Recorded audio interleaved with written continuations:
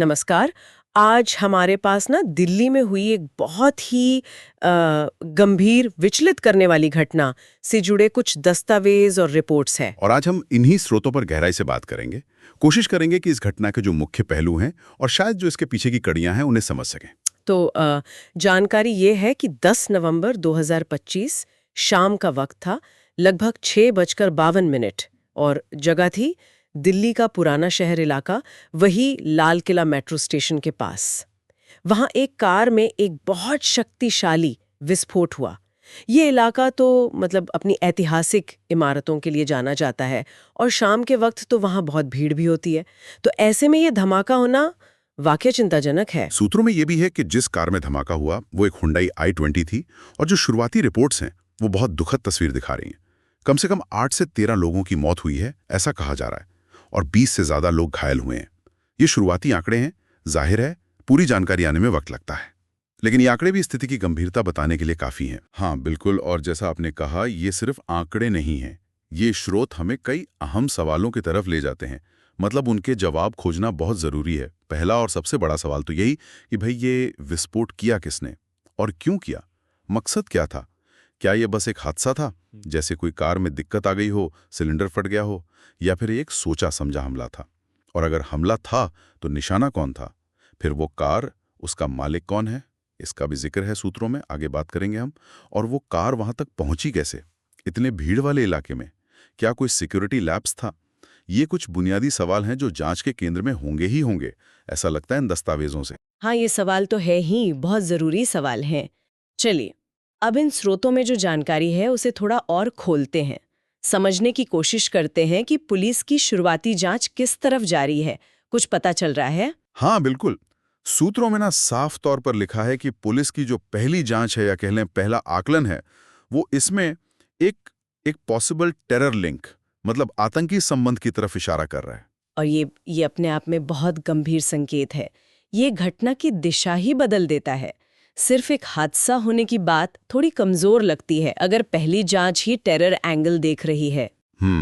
और दिलचस्प बात यह है कि सूत्र सिर्फ अंदाजा नहीं लगा रहे हैं, वो कुछ ठोस कड़ियों की तरफ भी इशारा कर रहे हैं। जैसे आपने मालिक का जिक्र किया था, हाँ। तो सूत्रों में कार के मालिक का नाम सामने आया है, मोहम्मद उमर। बताया गया है कि वो जम्मू कश्मीर का रहने वाला है, हाँ। और पेशे से डॉक्टर है। अच्छा। अब देखिए, सिर्फ कार का मालिक जम्मू कश्मीर से होना ये कोई निर्णायक सबूत तो नहीं है, लेकिन हाँ, जांच का एक अहम बिंदु जरूर रही है। और इससे भी ज्यादा ध्यान खींचने वाली बात यह है कि सूत्र इसी दिल्ली विस्फोट से ठीक कुछ वक्त पहले फरीदाबाद में एक बड़े टेररिस्ट मॉड्यूल के भंडाफोड़ का भी जिक्र कर रहे हैं। अच्छा, फरीदाबाद में भी? जी, बताया गया है कि वहां एक कार्यवाही हुई थी जिसमें भारी मात्रा में विस्फोटक मिले थे, शायद RDX जैसा कुछ। तो अब इन दोनों घटनाओं को जोड़कर देखा जा रहा है। फरीदाबाद में विस्फोटक मिलना, उसके फौरन बाद दिल्ली में कार ब्लास्ट होना, और उस कार का मालिक जम्मू कश्मीर से जुड़ा होना। क्या ये सिर्फ संयोग है या ये किसी बड़ी साजिश का हिस्सा है? सूत्र तो यही कह रहे हैं कि जांच एजेंसियां इसी कनेक्शन को बहुत गंभीरता से देख रही हैं। सवाल यही है कि क्या फरीदाबाद वाले मॉड्यूल और दिल्ली ब्लास्ट में कोई सीधा लिंक है? क्या वही विस्फोटक इस्तेमाल हुआ? ये सब सवाल अब जांच की दिशा तय कर रहे होंगे। ये फरीदाबाद वाला एंगल तो वाकई पूरी तस्वीर को और पेचीदा बना देता है। ये कोई अकेली घटना नहीं लगती, फिर एक नेटवर्क या किसी प्लान का हिस्सा होने का शक बढ़ जाता है। अच्छा, ये बताइए, विस्फोट के फौरन बाद का माहौल कैसा था? सूत्रों में कुछ है इसके बारे में? लाल किला मेट्रो स्टेशन के पास शाम का वक्त भयानक अफरा तफरी मची होगी, जाहिर है। हाँ बिल्कुल, सूत्रों में उस वक्त का जो मंजर बयान किया गया वो काफी खौफनाक है। बता रहे हैं कि जैसे ही धमाका हुआ, पुरानी दिल्ली के उस पूरे इलाके में एकदम भयानक अफरा तफरी, भगदड़ मच गई। लोग बस जान बचाने के लिए इधर उधर भाग रहे थे। आसपास जो दूसरी गाड़ियां खड़ी थीं, उनमें भी आग लगने की खबरें हैं। उससे स्थिति और बिगड़ गई होगी। ट्रैफिक सिग्नल पर उस वक्त काफी भीड़ होती है। वहां जो भगदड़ मची होगी उसका तो अंदाजा लगाना भी मुश्किल है। ये सब उस शाम के डर और दहशत को दिखाता है, जैसा सूत्रों में लिखा है। ऐसी स्थिति में पुलिस का, प्रशासन का क्या रिस्पॉन्स रहा? क्या कहा गया है सूत्रों में? क्योंकि ऐसे मामलों में शुरुआती घंटे बहुत क्रिटिकल होते हैं। जी, सूत्रों के मुताबिक दिल्ली पुलिस ने फौरन कार्रवाई की। मतलब सबसे पहले तो मौके पर पहुंचकर हालात काबू करने की कोशिश की गई होगी, घायलों को अस्पताल पहुंचाया गया, साथ ही तुरंत मामला दर्ज करके जांच शुरू कर दी गई। बताया गया है कि दिल्ली पुलिस की स्पेशल सेल जो ऐसे मामले देखती है अक्सर, उसके साथ साथ दूसरी नेशनल इन्वेस्टिगेटिव एजेंसियों को भी इसमें लगाया गया है। तो ये दिखाता है कि मामले की गंभीरता को शुरू से ही समझा गया। और इसके अलावा पूरे शहर में खासकर जो सेंसिटिव इलाके हैं, एयरपोर्ट, रेलवे स्टेशन, बस अड्डे, भीड़ वाले बाजार, वहाँ सिक्योरिटी का हाई अलर्ट जारी कर दिया गया। ये एक स्टैंडर्ड प्रोसीजर है, लेकिन इस घटना के बाद ये और भी ज़रूरी हो जाता है ताकि कोई और ऐसी घटना ना हो। ये तो हुई फौरी कार्रवाई, लेकिन अगर हम इसे थोड़ा बड़े परिप्रेक्ष्य में देखें, क्या ये घटना हमारी सुरक्षा व्यवस्था पर, खासकर दिल्ली जैसे इतने अहम शहर की सुरक्षा पर, कुछ गहरे सवाल नहीं उठाती? सूत्रों में इस पहलू पर कोई इशारा है? बिल्कुल, बिल्कुल उठाती है। देखिए, ऐसी घटना अनिवार्य रूप से हमारी जो मौजूदा सुरक्षा व्यवस्था है, उसकी शायद कुछ कमियों को या चुनौतियों का सामने लाती हैं। सूत्र सीधे तौर पर किसी विफलता का जिक्र करें या ना करें, लेकिन उनमें इस बात पर जोर जरूर दिया गया है कि ऐसी घटनाएं हमें लगातार सतर्क रहने की जरूरत याद दिलाती हैं। इंटेलिजेंस इकट्ठा करना, उसे एनालाइज करना, अलग-अलग एजेंसीज के बीच कोऑर्डिनेशन और सबसे जरूरी टाइम पर एक्शन लेना, ये सारे पहलू फिर से जांच के दायरे में आ जाते हैं। क्या इस विस्फोट से पहले कोई खुफिया चेतावनी थी? अगर थी तो उस पर क्या कार्रवाई हुई? अगर नहीं थी तो इंटेलिजेंस गैदरिंग में कहाँ कमी रह गई? पुरानी दिल्ली जैसा ऐतिहासिक और भीड़ वाला इलाका, उसकी सुरक्षा के क्या स्टैंडर्ड्स हैं? क्या उनका पालन हो रहा था? ये वो सवाल हैं जो न सिर्फ जांच एजेंसियां पूछेंगी, बल्कि जिन पर पूरी व्यवस्था को सोचना होगा। ये सिर्फ लॉ एनफोर्समेंट एजेंसीज की काबिलियत का सवाल नहीं है, बल्कि पूरे सिक्योरिटी सिस्टम की तैयारी और उसकी इफेक्टिवनेस पर एक गंभीर सवाल है। सही बात है। सुरक्षा तंत्र पर सवाल उठना और उसकी समीक्षा होना ऐसी घटनाओं के बाद स्वाभाविक भी है और ज़रूरी भी है। लेकिन इन सब जांच, सुरक्षा, साजिश के सवालों के बीच हमें ये नहीं भूलना चाहिए कि ऐसी हर घटना का एक मानवीय पहलू भी होता है, बहुत दर्दनाक पहलू। क्या सूत्रों में इसके बारे में कुछ कहा गया है, उन लोगों के बारे में जिनकी जिंदगियां इस धमाके ने हमेशा के लिए बदल दी? हाँ, ये एक बहुत अहम पहलू है और सूत्र इसे नज़रअंदाज नहीं करते हैं।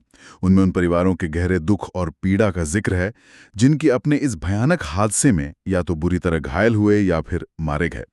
उनके लिए ये सिर्फ एक खबर नहीं है, ये एक ऐसा जख्म है जो शायद कभी भरेगा नहीं। किसी ने अपना बेटा खो दिया, किसी ने पिता, किसी ने कोई दोस्त। उस शाम जो लोग रोज की तरह अपने घर लौट रहे थे या काम पर थे, वो अचानक एक भयानक त्रासदी का शिकार हो गए।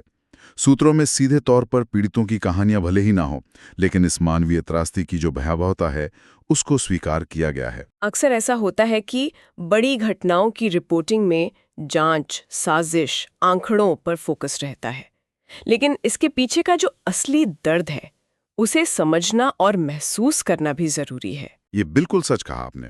मानवीय क्षति ही किसी भी ऐसी घटना का सबसे दुखद पहलू होता है। और इसी मानवीय पहलू से जुड़ा एक और पॉइंट है जिस पर सूत्रों में ध्यान दिलाया गया है, वो है आम नागरिकों की भूमिका और उनके लिए एक संदेश। सूत्रों में साफ तौर पर आम लोगों को, खासकर भीड़भाड़ वाले इलाकों में, ज्यादा अलर्ट और सावधान रहने की सलाह दी गई है। ये एक तरह की अपील है कि भाई अपने आसपास के माहौल पर नजर रखें। इसके साथ ही ये भी कहा गया है कि अगर कोई भी संदिग्ध चीज दिखे, जैसे कोई लावारिस बैग पड़ा हो या कोई संदिग्ध गाड़ी दिखे या फिर कोई संदिग्ध व्यक्ति नजर आए, तो उसकी जानकारी फौरन पुलिस को दें। हेल्पलाइन नंबर 100 या 112 का भी जिक्र किया गया है। ये इस बात पर जोर देता है कि सुरक्षा सिर्फ पुलिस या एजेंसियों की जिम्मेदारी नहीं है, ये कलेक्टिव रिस्पॉन्सिबिलिटी है, एक सामूहिक जिम्मेदारी है। हाँ, नागरिक अगर जागरूक और सतर्क हों, तो कई बार ऐसी घटनाओं को होने से पहले रोका जा सकता है या कम से कम उनके असर को कम किया जा सकता है। आपकी एक छोटी सी सूचना भी बहुत अहम हो सकती है। ये वाकई एक बहुत महत्वपूर्ण संदेश है, सुरक्षा में सबकी भागीदारी। तो अगर हम इस पूरी चर्चा को अब समेटें, तो इन स्रोतों से हमने दिल्ली में हुए इस कार विस्फोट की घटना के कई अहम पहलुओं को समझा है। हमने जाना कि ये घटना कब और कहाँ हुई, कितना नुकसान हुआ। हमने देखा कि शुरुआती जांच कैसे एक संभावित आतंकी तार की तरफ इशारा कर रही है, जिसमें कार के मालिक का जम्मू कश्मीर कनेक्शन और फरीदाबाद में मिले मॉड्यूल की भूमिका अहम मानी जा रही है। हमने विस्फोट के बाद के हालात, पुलिस की कार्रवाई और सुरक्षा व्यवस्था पर उठ रहे सवालों पर भी गौर किया। और आखिर में हमने इस घटना के मानवीय पक्ष और आम नागरिकों की सतर्कता की जरूरत को भी समझा। हाँ, ये सभी बिंदु मिलकर इस घटना की एक, कह सकते हैं कि एक व्यापक तस्वीर पेश करते हैं, जैसा कि इन स्रोतों में दिया गया है। और ये सारी जानकारी हमें एक गहरे सवाल पर सोचने को मजबूर करती है। सवाल ये है कि इस तरह की घटनाएं, खासकर देश की राजधानी में होने वाली ऐसी घटनाएं, लोगों के मन में सुरक्षा की भावना को कैसे प्रभावित करती हैं? शहर का जीवन कैसे बदलता है?